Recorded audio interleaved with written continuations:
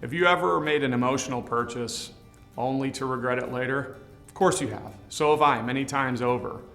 It's a thing that you can't live without. You see it and you have to buy it, only to realize that after a few days, weeks, or months, it's just taking up space somewhere in the house or in the garage.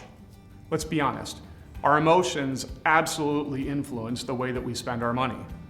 Understanding the psychology behind these emotions can provide valuable insights into better managing our finances. So here are 3 things to consider if you feel your financial emotions sometimes get the best of you. Number 1, emotions dramatically affect your spending habits.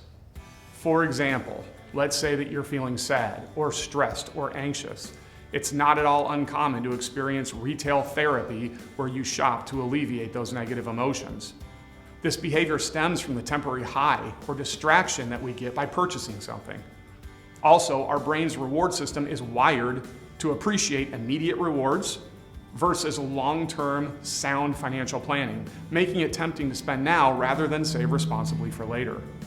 Well, this is often at odds with logical financial planning, which typically emphasizes living responsibly while delaying gratification for future needs and goals. Number 2, beware of something called the anchoring effect. The anchoring effect is a cognitive bias describing the common tendency for us as people to rely too heavily on the first piece of information that we receive when making decisions. That's known as the anchor. For example, if we spend more if we see an item that's initially marked as reduced from a higher price or clearance or on sale, even when in actuality, the value of the item after the sale could still be less than the price you paid. I notice this often when my family and I travel on vacation and find that tchotchke we have to bring home with us, only to get home and see that I could have bought it online or in a local store for a far cheaper price point. So beware of those overinflated anchors or so-called too good to be true deals. Number 3, watch out for the sunk cost fallacy.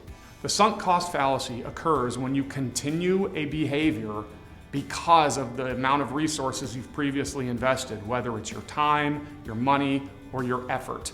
This fallacy can lead to overinvestment in a losing proposition due to the emotional difficulty of just admitting you made a bad choice and moving past it.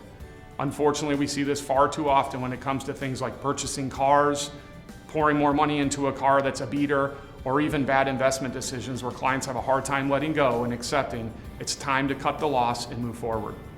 So in conclusion, emotions and psychology are deeply woven into our financial behaviors. By recognizing these influences, you can develop strategies that lead to far better financial health. And that's why we focus on a financial plan, to navigate those emotions. But don't worry, a financial plan also considers and takes into account short-term gratification along with long-term responsibility. If you want to check in about the emotions of your financial plan, click the link and let's find a time to talk.